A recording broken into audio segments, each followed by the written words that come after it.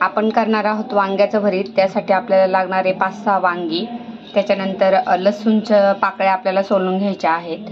माझ्याकडे लाल ओली मिरची सुकलेली आहे ती वापरणार आहे मी। आणि आपण यासाठी घेतलेली आहे 4 कांदे। तर आता मी कांदे आणि वांगी चिरून घेत आहे। वांगी चिरून पाण्यामध्ये घालायची म्हणजे ती काळी पडत नाही। आता कांदा चिरून झालेला आहे, मिरची मी वाटून घेतलेली आहे।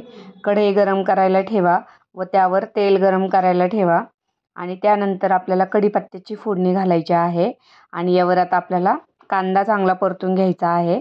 तर मी कांदा सर्व घालून घेते याच्यावरती आणि तो कांदा आपल्याला व्यवस्थित परतून झाला की मग त्याच्यावर आपण मिरची आणि हिरवी मिरचीचं जे वाटण, मिरची आणि लसणाचं जे वाटण केलेलं आहे ते वरून घालून घ्यायचं आहे।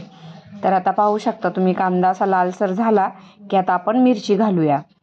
तर मी मिरची घालून घेतलेली आहे। असं झणझणीत असं हे वांग्याचं भरीत होतं, तिखट भरीत छान लागतं। तुम्ही तुमच्या आवडीनुसार मिरची घालू शकता। तर आता छान असं परतून झालेलं आहे। आता यावरती मी हळद घालून घेतलेली आहे तेलावरती, ती आपण व्यवस्थित परतून घेऊया। आणि अशी छान आपली परतून झाली की वरून आपण आपल्या वांग्याच्या ज्या फोडी कापून घेतलेल्या आहेत त्या घालून घेणार आहोत। तर आता मी वांग्याच्या फोडी घालून घेते।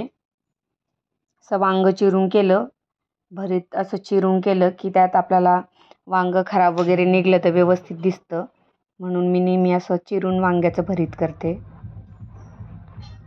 ही गावरान वांगी आहेत आणि आता छान आपल्याला ती व्यवस्थित अशी मिक्स करून घ्यायची आहे। मिरची मसाला,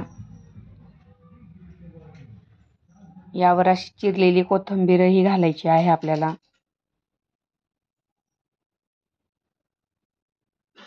त्याचा मी थोडासा माझ्याकडे शेंगदाण्याचा कूट आहे तोही घालून घेतलेला आहे आणि चिरलेली कोथिंबीर घालून घेतली।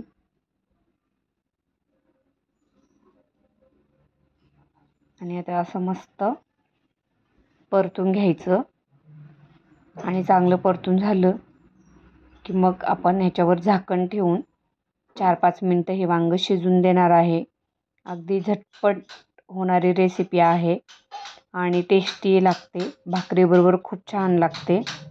आता यावरती आपण झाकण ठेवून शिजून घेऊया। आणि असं आपलं मस्त हे वांग तयार झालेलं आहे। तुम्ही पाहू शकता शिजून असं छान बारीक झालेलं आहे। हे बघा मी तुम्हाला असं शिजलेलं पण दाखवते, एकदम परफेक्ट असं झालेलं आहे। खूप टेस्टी लागतं हे वांग, भाकरीबरोबर बाजरीची भाकरी आणि वांग तर अप्रतिम लागतं। व्हिडिओ आवडल्यास लाईक करा, शेअर करा, सबस्क्राईब करा आणि अशाच माझ्या नवनवीन रेसिपी पाहत जा। व्हिडिओ पाहिल्याबद्दल धन्यवाद। बाय।